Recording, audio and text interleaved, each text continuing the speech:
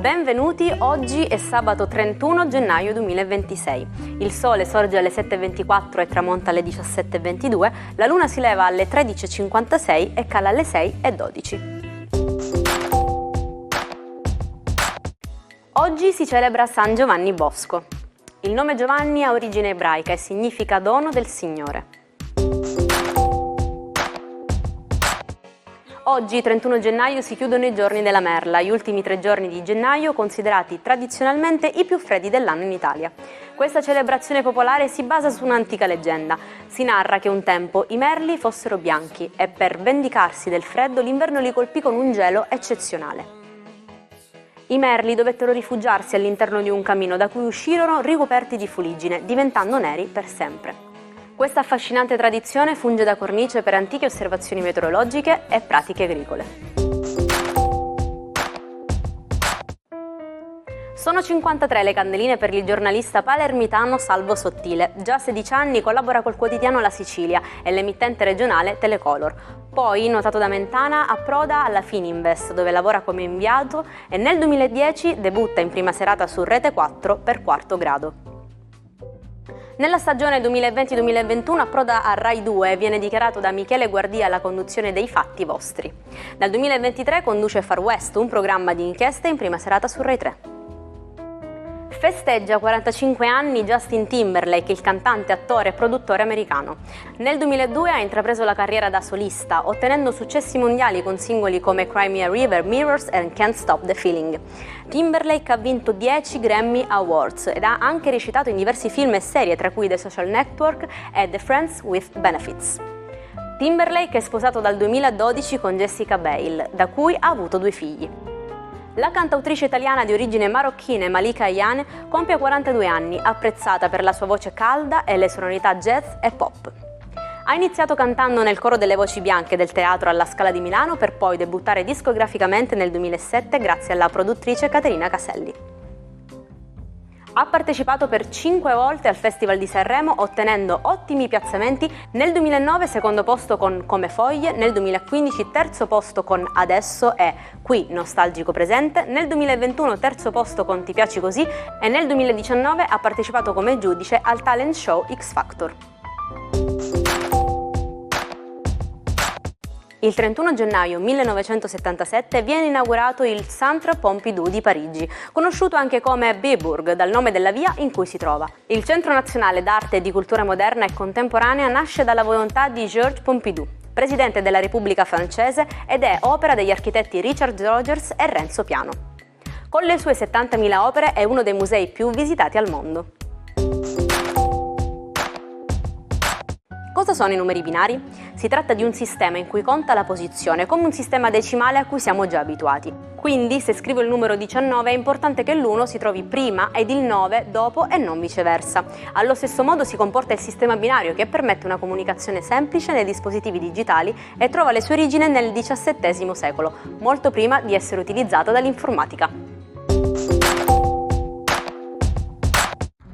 Buon fine settimana ai 12, questo fine settimana inizia serenissimo con un cielo molto pulito, pochissimi ma concentrati aspetti e Luna e Giove che si congiungono in Cancro diventando splendidi, ma non parlano tutto il resto dello zodiaco, riservati solo ai segni d'acqua?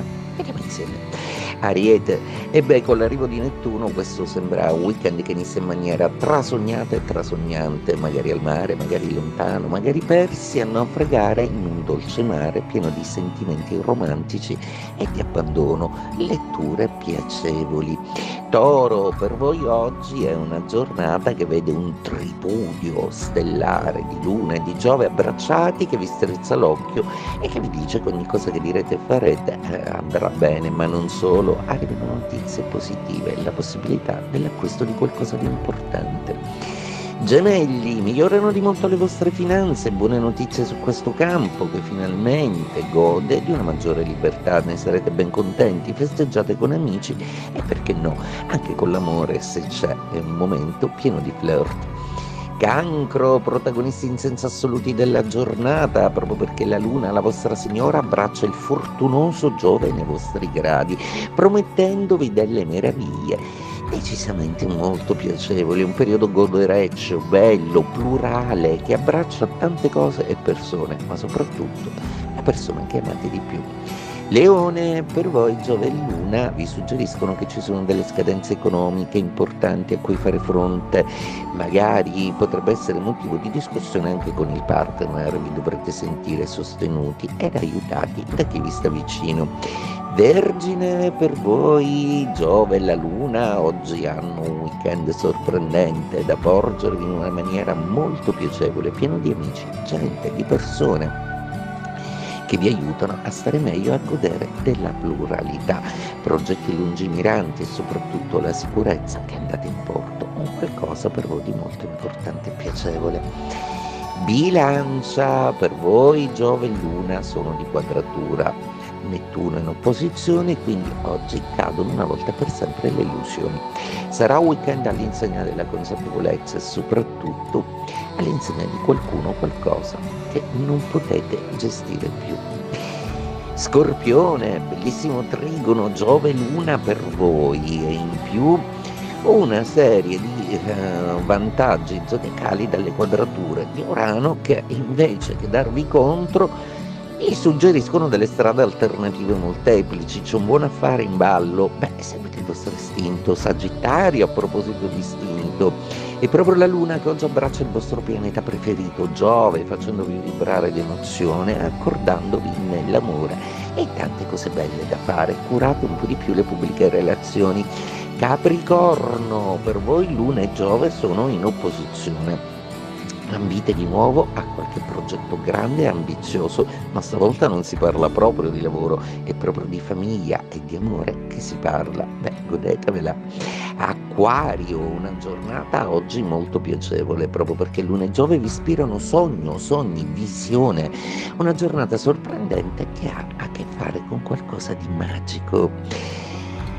Pesci, per voi l'amore è meraviglioso, la famiglia solida, Giove e la Luna in trigono oggi vi rendono assolutamente fieri e fortunati della vostra condizione.